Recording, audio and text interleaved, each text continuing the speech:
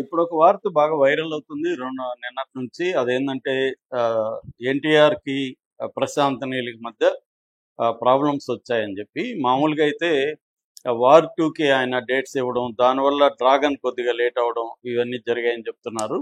So, war 2లో ఆయన చేయడం కూడా ఆయన చేసిన పెద్ద మిస్టేక్ అనేది కూడా వార్తలొచ్చాయి. ఎందుకంటే దారుణంగా ఫ్లాప్ అవ్వడమే కాకుండా ఆ సినిమాలో చూస్తే అసలు జూనియర్ ఎన్టీఆర్ పర్ఫార్మెన్స్ కూడా బాలేదు.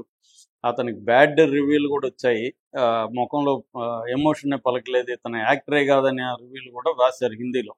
అంత నెగిటివిటీ వచ్చింది. అంతకుముందు 'త్రిబుల్ ఆర్'లో ఎన్టీఆర్‌కి ఎంత పేరొచ్చిందో పాజిటివ్‌గా, రివర్స్‌లో నెగిటివ్‌గా అంత బ్యాడ్ నేమ్ ఆ సినిమా తెచ్చిపెట్టింది. ప్లస్ అది ఫ్లాప్ కూడా అయింది. దానివల్ల అనవసరంగా మనోళ్ళు అక్కడ మొహమాట పడి హిందీ సినిమాలకు ఒప్పుకోవడం కరెక్ట్ కాదు. అందులో ఇతని కెరియర్ చాలా ఇంపార్టెంట్ ఇప్పుడు. పొలిటికల్‌గా కూడా అతనికి చాలా వ్యతిరేకత ఉంది. అలాంటప్పుడు ఎన్టీఆర్ తప్పు చేయకూడదు అనేది అభిమానులు చాలామంది కంగారు పడుతున్నారు.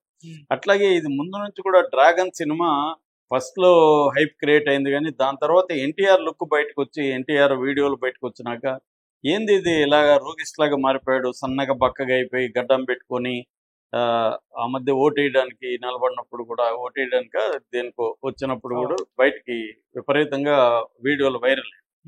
ఏమైపోయింది, ఏం చేస్తున్నారా బాబు నీళ్ళు, ప్రశాంత్ నీళ్ళు, మా వాడిని ఏం చేస్తున్నావు అని కూడా వాళ్ళు బాధపడ్డారు. అంటే మన హీరో అందంగాను, మంచిగా ఫిజికల్‌గా కూడా ఫిట్‌గాను ఉండాలని అందరూ కోరుకుంటారు తప్ప, బక్కగా ఇలాగ సన్నగా అయిపోయి, గడ్డం పెట్టి, రోగిష్లాగా ఉంటే ఎవరు కూడా చూడాలనుకోరు. అందులో అతను పొట్టిగా ఉంటాడు ఫస్టు.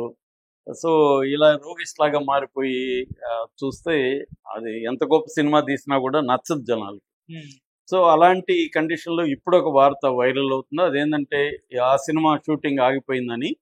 దానికి ప్రధాన కారణం ఏంటంటే వాళ్ళు కొంత మామూలుగా ఏంటంటే ఆల్రెడీ రీషూట్లు మొదలుపెట్టారని, ఫస్ట్ తీసిందంతా స్క్రాప్ చేశారని, మళ్ళీ రీషూట్లు మొదలుపెట్టారు. నా రీషూట్లు కూడా ఎన్టీఆర్ చూసుకున్నప్పుడు నచ్చలేదని.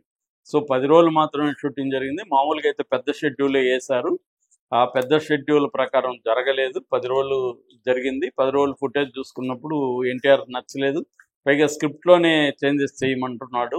ప్రశాంత్ నీలేమో లేదు, కరెక్ట్‌గానే ఉంది. ఇది అన్నీ పోస్ట్ ప్రొడక్షన్ అంతా అయినాక చాలా ఎఫెక్టివ్‌గా ఉంటది.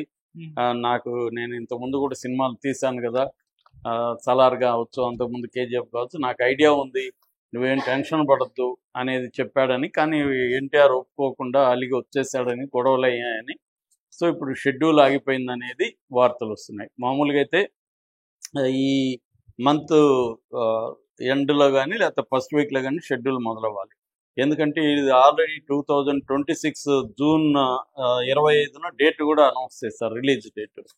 సో, అనౌన్స్ చేశారంటే ఏముంది, ఆల్రెడీ సెప్టెంబర్ ఎండ్ అయిపోయింది, అక్టోబర్ ఎండ్ అయిపోయింది. సో, నవంబర్, డిసెంబరు అదొక 5 నెలలు ఉంది. మ్యాక్సిమం 7-8 నెలలు ఉంది. 7 నెలలు షూటింగే ఇంకా కంప్లీట్ కాలేదు. పోస్ట్ ప్రొడక్షన్ కూడా చాలా టైం తీసుకుంటారు. సో, అందుకని ఇప్పుడు ఒక ఆందోళన అయితే నెలకొనింది. రెండోది, అది ప్రోడక్ట్ మేకింగ్‌లోనే ఇట్లాంటి టాక్ బయటకు వస్తే బిజినెస్ పరంగా కూడా ఎఫెక్టివ్‌గా ఉండదు.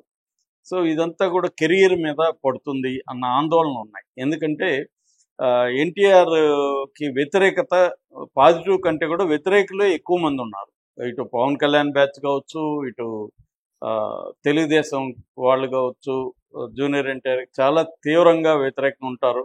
వాళ్ళు ఇతని కెరీర్‌ని నాశనం చేయాలనుకుని ఉంటారు. అక్కడ మనం సాక్షాత్తు ఎమ్మెల్యే ప్రసాద్, అనంతపూర్ ఎమ్మెల్యే, అతనే ఎన్టీఆర్ సినిమాలని ఆడనివ్వనని ఓపెన్‌గా చెప్పిన ఆడియో బయటకు వచ్చినా కూడా అతన్నేమి ఎన్టీఆర్ మాట్లాడలేదు. ఎన్టీఆర్ ఫ్యాన్స్ కూడా కనీసం ఆందోళన చేయడానికి కూడా వాళ్ళ వల్ల కాలేదు. అంటే ఎన్టీఆర్‌కి ఉన్న సపోర్ట్ సిస్టమ్ అనేది చాలా వీక్‌గా ఉంది. అవతల చాలా స్ట్రాంగ్‌గా ఉన్నారు. గవర్నమెంట్ స్ట్రాంగ్‌గా ఉంది. ఇక్కడ కూడా రేవంత్ రెడ్డి కూడా అంత ప్రోగా ఏమీ లేడు సినిమా వాళ్ళ పట్ల.